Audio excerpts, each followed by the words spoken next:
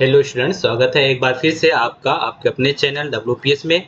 जैसे कि हम लोग बात कर रहे थे फार्माकोथेरेप्यूटिक का डी फार्मा सेकेंड ईयर का सब्जेक्ट, और इसमें मैंने आपको एक लेक्चर पढ़ाया भी था, इससे पहले हो चुका है, जिसमें इंट्रोडक्शन और स्कोप ये सारे टॉपिक हम लोग देखे थे। इंट्रोडक्शन हम लोग पढ़े हैं, इसके अलावा स्कोप और ये सारी चीज़ें हो चुकी है। आज का जो हमारा दूसरा लेक्चर होने वाला है वो है रेशनल यूज़ ऑफ मेडिसिन। तो ये बहुत ही इम्पोर्टेंट टॉपिक है और कई बार ये क्वेश्चन रिपीट होता है, इसलिए इसको आपको समझना बहुत ज़्यादा ज़रूरी हो जाता है। ठीक है, तो अगर वीडियो को आपको पूरा समझना है तो आपको लास्ट तक का देखना पड़ेगा, और लास्ट में मैं आपको इसके नोट्स भी प्रोवाइड करने वाला हूँ। ठीक है, आपको बताऊंगा कहाँ से आप डाउनलोड कर सकते हो, और उसके कोई चार्जेस वगैरह नहीं लगते हैं फिलहाल। तो आपको ये फ्री में अभी मिल रहा है। ठीक है, इसका फ़ायदा आप उठा सकते हो। चलिए बात करते हैं, आज का टॉपिक जो है हमारा रेशनल यूज़ ऑफ मेडिसिन। तो रेशनल यूज़ ऑफ मेडिसिन में ये सबसे पहले तो WHO जो वर्ल्ड हेल्थ ऑर्गेनाइजेशन है, उसने बताया है। देखो वो क्या कहना चाह रहा है रेशनल यूज़ ऑफ मेडिसिन के बारे में, कि सबसे पहले ये बोलता है कि पेशेंट है ना मेडिसिन को रिसीव करता है।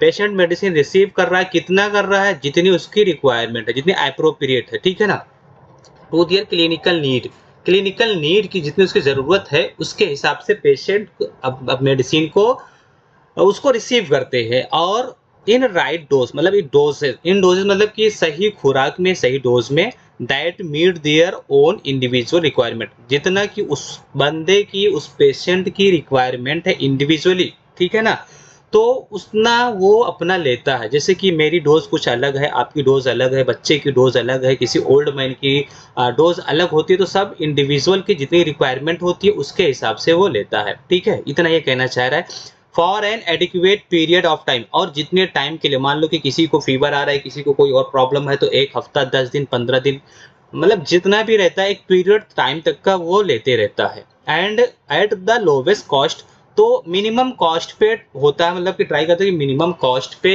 उस बंदे को, उस पेशेंट को, या फिर पूरी कम्युनिटी को वो मिलता रहे, मेडिसिन मिलता रहे। ठीक है ना, तो ये WHO ने रेशनल यूज ऑफ मेडिसिन के बारे में बताया। अभी मैं बताऊंगा कि रेशनल यूज ऑफ मेडिसिन क्या होता है, और अच्छे तरीके से जब थोड़ा आगे बढ़ेंगे। फिर दूसरी तरीके से अगर हम बोले तो प्रिस्क्राइबिंग राइट ड्रग। अब देखो, रेशनल यूज ऑफ मेडिसिन ये होता है ना कि आप सवाल जवाब करो, आप सवाल करो कि आपको क्या चाहिए, आप क्वेश्चन मार्क पे ला करके कोई भी सवाल एंड करो, तो उससे आपको रेशनल यूज का आंसर मिलेगा। जैसे कि आपको यहाँ से मिलता है कि कौन सा ड्रग, तो आप बोलोगे कोई एक अच्छी सी दवा, राइट ड्रग चाहिए, कितना चाहिए, कितना डोज में, एक एडिक्वेट डोज में चाहिए। ठीक है ना, मैंने कहा आपसे कि आप सवाल करो, आप क्वेश्चन करो, तो जो भी आंसर मिलते जाएंगे वो आपका रेशनल यूज ऑफ मेडिसिन का आंसर होगा। ठीक है, तो राइट ड्रग चाहिए, राइट डोज में चाहिए, और सफिशियंट पीरियड, मतलब राइट पीरियड तक का आपको लेना है, and appropriate to the clinical needs, और जितना नीड्स है नीड्स के हिसाब से, और मिनिमम कॉस्ट में। ठीक है, ये होता है इसका डेफिनेशन।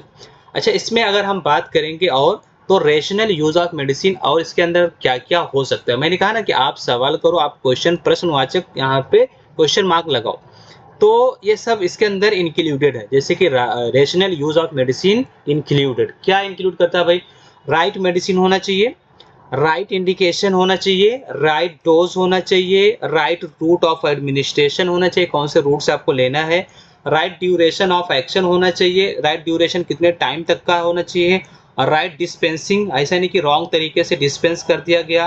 और इसके अलावा राइट पेशेंट काउंसलिंग, पेशेंट को अच्छे से काउंसलिंग करना, उसको एडवाइस करना, और राइट पेशेंट एड्रेस, पेशेंट को जो भी गाइडलाइन दिया गया है फिर वो उसको फॉलो कर रहा है कि नहीं कर रहा, तो ये बिल्कुल होना चाहिए सब कुछ राइट राइट। ठीक है ना, अब यहाँ पे एक तो पहले क्या था कि आपने सवाल किया, आपने क्वेश्चन किया। दूसरा क्या है, विदाउट क्वेश्चन मार्क। अब यहाँ पे क्वेश्चन मार्क नहीं लगाना है आपको, विदाउट क्वेश्चन मार्क के बारे में बात कर रहा है। तो क्या कह रहा है देखो, नंबर 1 यहाँ पे अननेसेसरी यूज ऑफ एंटीबायोटिक। भाई गलती होने के चांसेस क्या है उसके, मतलब ये इरेशनल यूज, तो अननेसेसरी आप यूज कर रहे हो तो उसके बारे में अननेसेसरी कॉम्बिनेशन कोई आपने ले लिया, इनकरेक्ट डोज ले लिया कोई, या इनकरेक्ट रूट आपने अपनाया। अगर आप ये सारी चीज़ें गलती करोगे तो आप ये गलत मतलब सारा रीजन सारा क्या होगा, एडवर्स इफेक्ट आपको देखने को मिल सकता है। Unnecessary use of supplementary drug, कोई ड्रग आप यूज कर रहे हो तो अननेसेसरी मतलब, और सिलेक्शन ऑफ रॉन्ग ड्रग आपने सेलेक्ट कर लिया। Unnecessary use of expensive medicine, भाई सस्ते दवा से काम हो रहा है तो आपको क्या जरूरत है महंगी दवा लेने की। Unsafe use of corticosteroid, steroid वाले ड्रग आप ज़्यादा से ज़्यादा यूज कर रहे हो तो उसका। पॉली फार्मेसी, कई जगह कई मेडिकल पे कई फार्मेसी पे आप जा करके मिल रहे हो, सबसे दवाई ले रहे हो। और इन अप्रोप्रिएट सेल्फ मेडिकेशन, खुद से ही मेडिकेशन लेना, तो ये इरेशनल है, ठीक है ना। यहाँ पे कोई ऐसा ज़रूरत नहीं थी बट फिर भी आपने ले लिया, तो आप इतना सारा आप लोगे तो क्यों, मतलब इसमें ये सारी चीज़ें प्रॉब्लम हो सकती है। उसके बाद में कॉज या reason for irrational use of medicine, ऐसा क्यों हुआ कि आपने ये सारी चीज़ें की, आपने इरेशनल तरीके से की।